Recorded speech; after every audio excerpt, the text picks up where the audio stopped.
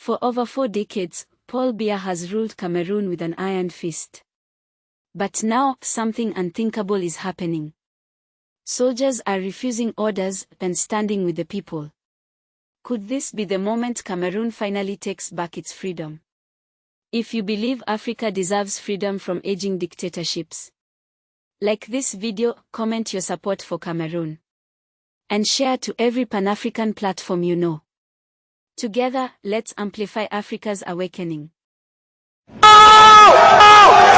Military have joined the protest in Cameroon.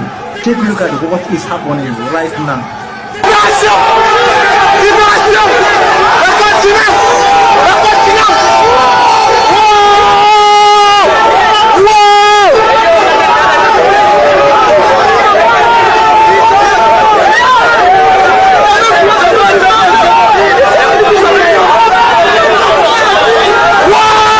So, as you can see, this is what is happening in Cameroon right now today, being 28th of October 2025. As you can see, military over there in Cameroon, we are seeing hailing the protesters. In fact, they joined them in protesting right now. This is what is happening in Cameroon. The same thing that almost happened in Madagascar a few days ago.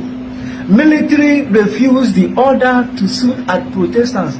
They instead joined the protesters protesting. They later overthrown the president. Coup later happened in Madagascar. The same thing is about to repeat itself in Cameroon. So guys, what do you all think right now? As you can see, stay tuned. More updates are still coming. What is happening in Cameroon right now is no longer protest, but revolution. The world is finally watching Cameroon. Cameroon. After weeks of fearless protests and brutal crackdowns, the United Nations has launched a full investigation into the shocking killings of peaceful protesters in a nation that has been silenced for far too long under Paul Biya's rule. But we've seen this movie before, investigations that end in silence. Promises that fade while our people still bleed for freedom. So the question now is, will the world finally stand with Africa? Or will this become just another empty promise with no justice? The struggle in Cameroon is not just about one country. It's about the future of democracy across the African continent. If you stand with the people of Cameroon against tyranny, like this video, comment #Justice for Cameroon, then share it widely. Let the world know Africa will not be silenced again. The UN has urged an investigation into post-election violence in Cameroon after protests broke out in its economic capital, Douala, following the announcement the country's long-time president, Paul Biya, is the winner of the country's fiercely disputed election. At 92 years old, Mr. Biya is the world's oldest president and has been in power for more than 4 decades. He secured over 53% of votes cast, winning himself another 7-year mandate.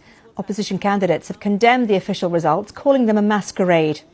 Well, in the capital, police have fired water cannon and tear gas at protesters outraged by the election result. At least 4 people died on Sunday as opposition supporters defied a ban on demonstrations. Let's cross live now to our reporter, Paul Biya, who is in the opposition stronghold of Garoua. And Paul, can you please tell us what has the president been saying today? The president, Mariam, has thanked the Cameroonian people for voting him into office, and he did acknowledge today that the task ahead of him is an arduous one and that the weight on his shoulders are going to be quite heavy. But he has called on all Cameroonians to rally together and ensure that the country is peaceful and prosperous. But many people are wondering how peaceful and prosperous the country would be when there are contestations of the presidential election results. Opposition leader Issa Chiroma Bakari considers himself the legitimate president, and he says that he defeated his former boss Paul Biya in the election. But today, the Constitutional Council did declare Paul Biya winner with over 53%.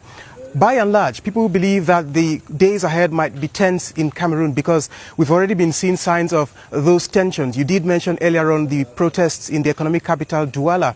The opposition leader, Maurice Issa Chiroma Bakari himself said that snipers killed 2 people in his compound today who had camped there. So these are early signs that the days ahead might be really, really complicated for this country, Cameroon.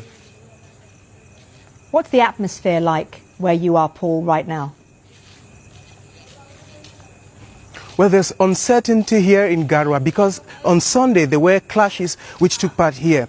We did cover those clashes and we saw the sheer will of the people. They said that they wanted their votes to be reflected in the presidential election results, and they said that their votes had been stolen. But the government has been firm that the opposition's claim of victory is not tenable. The people here are ready, they said to us, to go to the streets to defend their votes. But today, it's a bit calm because most people chose to be indoors following yesterday's clashes where security forces dispersed protesters with water cannons and, of course, tear gas. So people are really apprehensive of what's to come, but they believe that with the way the situation is going, Cameroon might not be in the good books of history, some say. Okay, Paul, thank you very much indeed for that. Paul Biya, who is in Cameroon reporting for us live. Thank you. La toiture de Issa Chiroma Bakari. Quelle protection en pique-bœuf. La seule et unique toiture sur laquelle sont posés des pique-bœufs. Africa is waking up, and the truth can no longer be buried. What's happening in Cameroon reminds us that freedom isn't given, it's fought for. Now I want to hear from you. Do you think the UN will bring real justice this time, or will it end like the others? Drop your thoughts in the comments, your voice matters. If you stand with the people of Cameroon, hit that like button right now so more Africans can see this story. And if you believe in truth, freedom, and a united Africa, subscribe to Afriscope TV and turn on notifications. Because here, we tell the stories they don't want you to hear. Together, we are the new voice of Africa. This is Afriscope TV, amplifying truth, exposing lies. Disclaimer. This video is for educational and informational purposes only. Afriscope TV does not promote hate, violence, or misinformation. All content is based on publicly available data and expert commentary. Viewers are encouraged to think critically and verify independently.